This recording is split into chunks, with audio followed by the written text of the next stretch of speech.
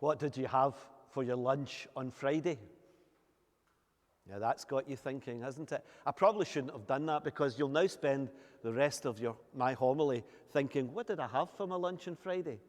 I had a fruit salad. Going to get even harder. Do you remember what the gospel was last Sunday? Well, let me tell you. It was the feeding of the 5,000. We heard in John's gospel that this was a sign given by Jesus. You know, it's a miracle, but John never ever uses the word miracle. For John, the things in the gospel are signs. You know, signs are things that point us in a particular direction. They make us go in a particular way. And John wants us to understand that the sign that he has talked about is pointing to something about Jesus. That's the sign. But the listeners and the people who experience the sign, they misunderstand the sign. They misinterpret what has just happened. And we heard at the end of last week's gospel that the crowd wanted to come and take Jesus and make him a king. You know, you can see the reckoning of the crowd. You know, if you can do this with bread, what other things might this king be able to do? He might even be able to throw out the Romans from our land. Jesus is indeed a king, but not the kind of king that the people wanted or expected. They misinterpreted the sign. There's another example of that. This is a famous painting of Rembrandt's called The Night Watch. It's a museum in Amsterdam. And it draws crowds of people who want to come and to see this marvelous painting. People gather in flock just to watch it, to take it all in, to see its mystery. Well, in 2015, this picture went viral on the social media. And it seems to suggest that some young people sitting in front of this great work of art of Rembrandt's, and what are they doing? They're on their mobile phones. You know, we've seen that so often, our young people on mobile phones. Is it a statement of our times? Well, social media was very quick to react, and all sorts of messages started to come in. No wonder this photo of Rembrandt's Night Watch has gone viral. It's a perfect metaphor for our age, someone tweeted. The second one, what a sad picture of today's society. And the final one, beautiful vision, the distracted society. No wonder we're in the shape we're in now. Teach your children. See, there's a problem. The people who tweeted there had misinterpreted the picture. They saw the picture with their eyes, but they added their own interpretation as to what they were seeing. And what they were seeing was wrong. Because in fact, what has happened was that those young people had just been at a lecture given by the museum's curator about this marvelous picture. That they had sat in this lecture for over an hour learning about Rembrandt and his work and why he painted this picture. And at the end of the lecture, the curator suggested to them that they go on and download the museum app. And there on that app, they would find much more information about the picture. So rather than a group of disinterested young people, what in fact we have is a group of very interested young people engaged in this work of art. Those who tweeted had misinterpreted the information that they got. And John in his gospel is very keen to make sure that we don't misinterpret the feeding of the 5,000. He wants us to understand what has actually happened in this sign. And to do that, what John does is he tells us the sign. We heard that last week in the gospel, the actual feeding of the 5,000 from 5 barley loaves and 2 fish. And now he's going to go a wee bit deeper, stage by stage, helping us to understand correctly what has just happened. And we're beginning to do that today, and we'll continue to do that for the next 3 Sundays. Each Sunday we'll go a wee bit deeper just to understand properly the sign. And to understand chapter 6 of the Gospel of John, which is the chapter that we're reading, we need to remember that John is thinking about the Exodus story. That's the key to unlocking our interpretation. Remember, last week we heard it was shortly before the Jewish feast of Passover when Jesus did this sign. You know, the Exodus is about the people of Israel moving from slavery in Egypt to the Promised Land, and they're on their journey. And we hear today from the book of Exodus in our first reading. And what do we hear? We hear the people complaining. They're on this journey and they're complaining. Why have you taken us, Moses, on this journey? We'd be better off in Egypt, because at least there we had 3 meals a day. You know, here we are out in this desert, this wilderness, and we're hungry and we're thirsty. And Moses appeals to God, and God rains down bread from heaven. And the people say when they see this, "What is this?" Manna. The word manna means, "What is this?" And they're told, "This is bread from heaven to feed you, to sustain you." And so we move on to the gospel today. And we've heard how Jesus fed the crowds. But he wants us to understand that it wasn't just a physical feeding, that he was feeding the human spirit. That's what was going on here. It's much deeper than just food. And then Jesus tells them, work for the food that endures to eternal life.